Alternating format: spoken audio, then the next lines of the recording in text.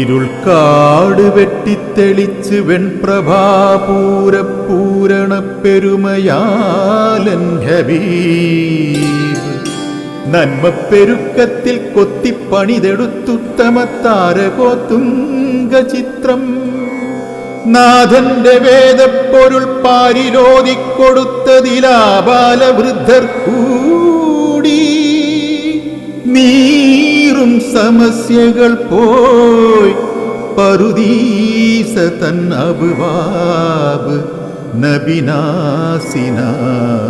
തുറന്നു. അലിഫ് ലാം മീം അലിഫ് ലാം മീം അലിഫ് ലാം മീം. അസ്സലാമു അലൈക്കും വറഹ്മത്തുള്ളാഹി തആല വബറകാതുഹു. ഇജു തൻസീൽ ഫിഖ് മകാക്കിസ് ബിനാലയിലെ 7ാം ദിന മത്സരഫല പ്രഖ്യാപനത്തിന് വേണ്ടി കാത്തിരിക്കുന്നവരാണ് നമ്മളെല്ലാവരും. ഈ ഒരു സമയത്ത് പല ആളുകളും നമ്മോട് ചോദിക്കുന്ന ഒരു ചോദ്യമാണ്, നിങ്ങൾ എങ്ങനെയാണ് വിജയിയെ തെരഞ്ഞെടുക്കുന്നത് എന്നുള്ളത്. നമ്മൾ നേരത്തെ സൂചിപ്പിച്ചിട്ടുണ്ട്, വിജയിയെ തിരഞ്ഞെടുക്കുമ്പോൾ യൂട്യൂബില് ലൈവ് നടക്കുന്ന സമയത്ത് കമന്റ് ബോക്സിൽ ഒരുപാട് ആളുകൾ ആൻസറുകൾ കമന്റ് ചെയ്യുമ്പോൾ അതിൽ നിന്നും ആദ്യം ചെയ്ത ആളുകളെ നമ്മൾ പരിഗണിക്കാറുണ്ട്. ആദ്യം കമന്റ് ചെയ്യുന്ന ആളുകളെ നമ്മൾ ആ നമ്പർ നമ്മൾ നോട്ട് ചെയ്ത് വെക്കും. അതുപോലെ തന്നെ ശേഷം ഒരുപാട് ആളുകൾ കമന്റ് ചെയ്യുന്നുണ്ട്. അവർക്കൊക്കെ അവരുടെ നാടുകളിൽ അല്ലെ ഓരോ പ്രദേശത്തും റേഞ്ചിന്റെ ഇഷ്യൂ വലിയൊരു പ്രശ്നമാണ്. അപ്പം ചില ആളുകൾക്ക് റേഞ്ച് പ്രോബ്ലം കൊണ്ട് ആൻസറുകൾ ഫസ്റ്റ് കമന്റ് ചെയ്യാൻ സാധിക്കാറില്ല.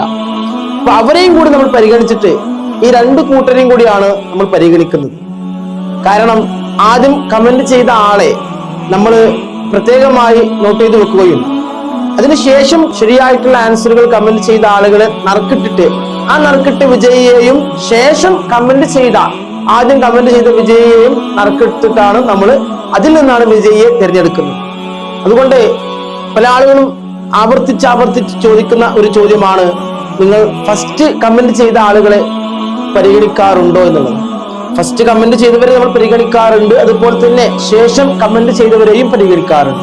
ഈ 7ാം ദിനത്തിലെ 1ാമത്തെ ക്വസ്റ്റ്യൻ ഫാത്തിഹയിൽ പെടാത്തത് തെരഞ്ഞെടുക്കാനായിരുന്നു 1ാമത്തെ ക്വസ്റ്റ്യൻ. അതിന് 4 ഓപ്ഷൻസുകൾ ഉണ്ടായിരുന്നു. ശരിയായിട്ടുള്ള ആൻസർ എന്ന് പറയുന്നത് അഊദു എന്നുള്ളതാണ് അല്ലെ.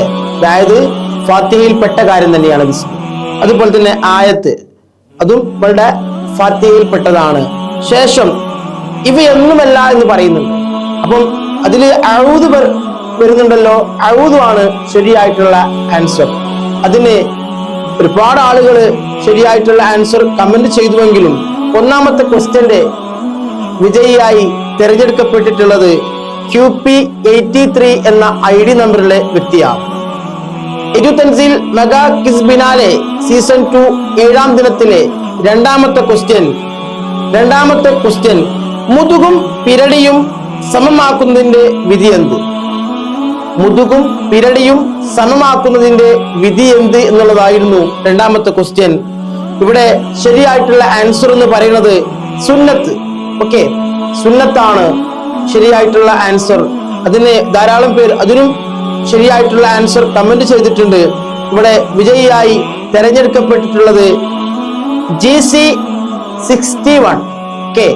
GC61 എന്ന ID നമ്പറിലെ വ്യക്തിയാണ് വിജയിയായി തിരഞ്ഞെടുക്കപ്പെട്ടിട്ടുള്ളത്. ഈ 7ാം ദിനത്തിലെ 3ാമത്തെ ക്വസ്റ്റ്യൻ ഇതിൽ ഒറ്റപ്പെട്ടത് ഏതാണ് എന്നുള്ളതാണ്. താഴെ പറയുന്നവയിൽ ഒറ്റപ്പെട്ടിട്ടുള്ളത് തിരഞ്ഞെടുക്കാനായിരുന്നു. അഊദു, വജ്ജഹ്തു, നിയ്യത്ത് ഉച്ചരിക്കൽ, അതുപോലെ തന്നെ മഖ്റജുകൾ എന്നുള്ളതാണ്. അപ്പോൾ ശരിയായിട്ടുള്ള ആൻസർ എന്ന് പറയുന്നത് മഖ്റജുകളായിരുന്നു. ഓപ്ഷൻ എ മഖ്റജ് ആയിരുന്നു. അതിന് വിജയിയായി തിരഞ്ഞെടുക്കപ്പെട്ടിട്ടുള്ളത് PB42 എന്ന ID നമ്പറിലെ വ്യക്തിയാണ്. PB42 എന്ന ID നമ്പറിലെ വ്യക്തിയാണ് ഇവിടെ വിജയിയായി തിരഞ്ഞെടുക്കപ്പെട്ടിട്ടുള്ളത്. ഇനി 4ാമത്തെ ക്വസ്റ്റ്യൻ, ഫാത്തിഹയിൽ ഓതൽ നിർബന്ധം ഉള്ളത് ഏതാണ്? താഴെ പറയുന്നവയിൽ ഫാത്തിഹയിൽ ഓതൽ നിർബന്ധമുള്ളത് ഏതാണ് എന്നുള്ള ഒരു ക്വസ്റ്റ്യൻ ആയിരുന്നു 4ാമത്തെ ക്വസ്റ്റ്യൻ. അതിന് ശരിയായിട്ടുള്ള ആൻസർ എന്ന് പറയുന്നത് തർത്തീബാണ്. ഓക്കെ, അതാണ് ശരിയായിട്ടുള്ള ആൻസർ. അതിന് എല്ലാ ക്വസ്റ്റ്യൻസിനും നിങ്ങൾ വേണ്ട രൂപത്തിൽ പരിഗണിക്കാറുണ്ട്. പല ആളുകളും കേവലം ക്വിസ് എന്നതിലുപരി തനിക്ക് അറിവ് വർദ്ധിപ്പിക്കാനുള്ള ഒരു മാർഗം കൂടിയായിട്ടാണ് ഈ ഒരു ക്വിസ് ബിനാലയെ എല്ലാവരും കാണുന്നത്. അതുകൊണ്ട് തന്നെ 4ാമത്തെ ക്വസ്റ്റ്യന്റെ വിജയിയായി തിരഞ്ഞെടുക്കപ്പെട്ടിട്ടുള്ളത് QC06 എന്ന ID നമ്പറിലെ വ്യക്തിയാണ്. അതുപോലെ ഈ ഒരു 7ാം ദിനത്തിലെ 5ാമത്തെ ക്വസ്റ്റ്യൻ ആയിരുന്നു മുവാലാത്ത് എന്നാൽ എന്ത്? മുവാലാത്ത് എന്നാൽ എന്ത് എന്നുള്ളതായിരുന്നു 5ാമത്തെ ക്വസ്റ്റ്യൻ. ശരിയായിട്ടുള്ള ആൻസർ എന്ന് പറയുന്നത് തുടർച്ചയായി ഓതൽ എന്നുള്ളതാണ്. 5ാമത്തെ ക്വസ്റ്റ്യന്റെ വിജയിയായി തിരഞ്ഞെടുക്കപ്പെട്ടിട്ടുള്ളത് PM03 എന്ന ID നമ്പറിലെ വ്യക്തിയാണ്. PM03 എന്ന ID നമ്പറിലെ വ്യക്തിയാണ് 5ാമത്തെ ക്വസ്റ്റ്യന്റെ വിജയിയായി തിരഞ്ഞെടുക്കപ്പെട്ടിട്ടുള്ളത്. എല്ലാവർക്കും എഡ്യൂതൻസിലിന്റെ പേരിൽ നന്ദി അറിയിക്കുകയാണ്. മത്സരത്തിന് പങ്കെടുക്കുവാനും അതുപോലെ നല്ല രൂപത്തിൽ അറിവ് വർദ്ധിപ്പിക്കുവാനും വേണ്ടി അവർ ഈ ഒരു ക്വിസ് ബിനാലയിൽ പങ്കെടുക്കുകയും ചെയ്തിട്ടുണ്ട്. അല്ലാഹു സുബ്ഹാനഹു തആല നമുക്ക് എല്ലാവർക്കും അർഹമായ പ്രതിഫലം നൽകട്ടെ എന്ന പ്രാർത്ഥനയോട് കൂടി ഞാൻ അവസാനിപ്പിക്കുകയാണ്. അസ്സലാമു അലൈക്കും വറഹ്മത്തുള്ളാഹി തആല വബറകാതുഹു.